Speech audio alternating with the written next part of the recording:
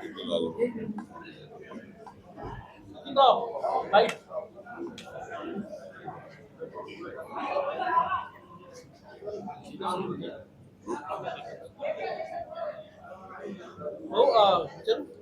गडचिरोली धानोरा तालुक्यातील खासगी आश्रम शाळेमध्ये खासगी अनुदानित आश्रम शाळेमध्ये सरपंचामुळे 3 विद्यार्थिनींचा मृत्यू झालेला आहे. गंभीर प्रकरण आहे.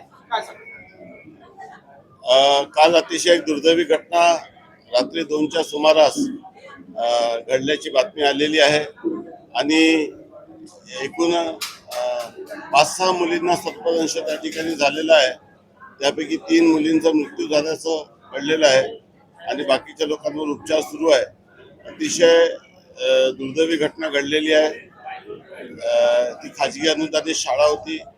याच्या चौकशीचे आदेश माननीय मुख्यमंत्री महोदयाशी आताच्या संदर्भात चर्चा झाली आणि या प्रकरणी उच्चस्तरीय चौकशी करून काय नेमकं कुणाचं दुर्लक्ष होतं काय होतं या संदर्भात चौकशी करून योग्य निर्णय करण्यात येईल आणि मृत कुटुंबियांना योग्य ती मदत करण्यात येईल. अर्थखात्यावरून रोहित पवार यांनी स्टेटमेंट दिलं. अर्थखातं मिळेल असं राष्ट्रवादीला मिळेल असं त्यांना वाटत नाहीये आणि म्हणून अजितदादा नसताना त्यांच्या पक्षाची ताकद भाजपकडून कमी होत असल्याचं रोहित पवार यांच्यामध्ये सध्या स्पर्धा लागलेली आहे. कुठलं तरी स्टेटमेंट करून मीडियाचं लक्ष आपल्या स्वतःकडे आकृष्ट करायचं आणि सातत्याने महाविकास आघाडीमध्ये मी श्रेष्ठ आहे हे दाखवण्याचा त्यांचा प्रयत्न आहे आणि त्या माध्यमातून अशा पद्धतीचे सलग ते वक्तव्य करत असतात आणि समाजामध्ये खोटं भ्रम त्या ठिकाणी निर्माण करत असतात.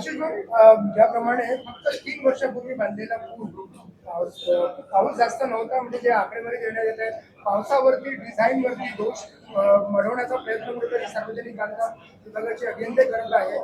काय दखल घेतली आहे शासन म्हणून? मी स्वतः 14 तारखेला त्या ठिकाणी भेट देणार आहे आणि संपूर्ण प्रकरणामध्ये मी स्वतः या संदर्भामध्ये गडचिरोलीला जाऊन आढावा घेणार आहे आणि त्यानंतर नेमकं या प्रकरणात काय कोणाची चूक आहे की नैसर्गिक आपत्ती आहे की नेमकं काय आहे. कारण की कधी कधी फ्लो खूप जास्त असतो त्यामुळे देखील असं नुकसान होतं किंबहुना काही ठिकाणी बांधकामाचा दोष असतो. नेमकं या प्रकरणात काय आहे या संदर्भामध्ये अहवाल आल्यानंतर भाष्य करा. जयंत पाटील याच्यावर सातत्याने चर्चा सुरू असताना जयंत पाटील आणि देवेंद्रजी यांनी मला वाटतं की आता देवेंद्रजी हे नॉर्मल फ्लाईटने प्रवास करत आताही ते नॉर्मल फ्लाईटने मुंबईला जात आहे आणि उद्धवजीने त्यांच्यासोबत प्रवास केला की कोणी विमानामध्ये खूप पॅसेंजर आहे तर सर्वांना ओपन असते. त्यावर आत्ताच माननीय मुख्यमंत्री महोदयांनी आपलं भाष्य केलेलं आहे. त्यामुळे प्रत्येक विषयाचं राजकारण करणे योग्य नाही. आज उपाटा मतलब तुमच्याकडे आलेल्या 6 संदर्भात न्यायालयामध्ये सुनावणी आहे. जी काही प्रक्रिया झालेली आहे ती कायद्याच्या चौकटी झाली असल्यामुळे त्यांनी त्यांचं काम करावं. न्यायालय आणि लोकसभा स्पीकर या संदर्भामध्ये योग्य निर्णय घेतील. दर महिन्याला उभाटा सेनेकडनं कार्यकर्ते पदाधिकारी तुमच्याकडे येत आहेत तर उभाटा सेनेला रिकामा करण्याचा काय प्रयत्न सुरू आहे?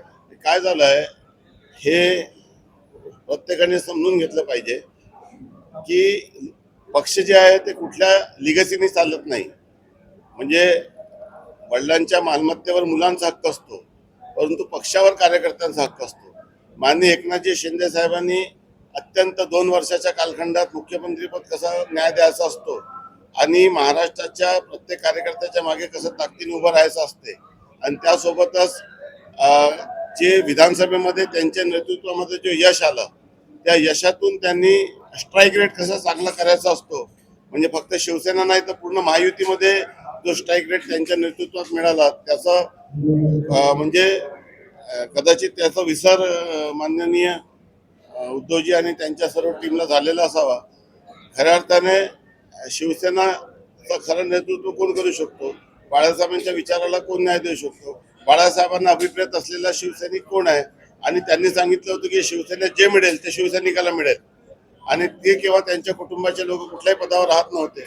परंतु महाविकास आघाडीच्या सत्ता स्थापनेनंतर वडील आणि मुलगा दोन्ही कॅबिनेट मंत्री झाले आणि अनेक मंत्रिपद हे अपक्षांना त्यांनी दिलं आणि त्यातून 2-2.5 वर्ष मंत्रालयात ते आले नाही. त्यामुळे पक्षाची जी अवस्था झाली त्याला न्याय देण्यासाठी शिंदे साहेबांनी भूमिका घेतली आणि त्यांच्या नेतृत्वामध्ये एक अभूतपूर्व यश तर मिळालंच, परंतु पूर्ण महाराष्ट्रात मोठ्या प्रमाणामध्ये टप्प्याटप्प्याने लोक हळूहळू येत आहेत. त्यामुळे भविष्यात एकच शिवसेना राहील, ती म्हणजे माननीय एकनाथ शिंदे साहेबांच्या नेतृत्वातील शिवसेना. हे आता काळ्या दगडावरची रेखा आहे. भविष्यात हा चित्र आपल्याला दिसेल.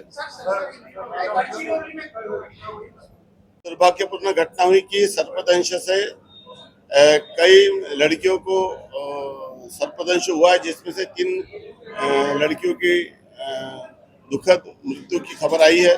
इस प्रकरण की उच्च स्तरीय चौकसी के आदेश दिए गए।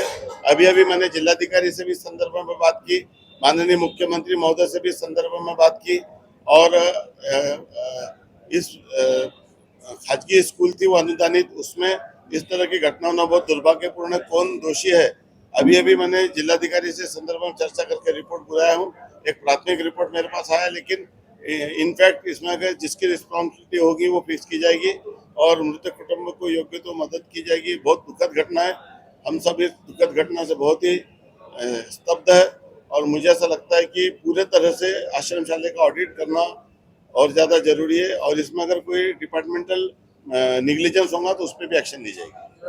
नागपूर जिल्हा प्रमुख सूरज जोशी यांनी एका महिलेचे 11 तोळे सोने खाऊन बसला आहे आणि पोलीस स्टेशन त्याला काहीच करत प्रेसचे आहे का तुम्ही? नाही नाही नाही. Press conference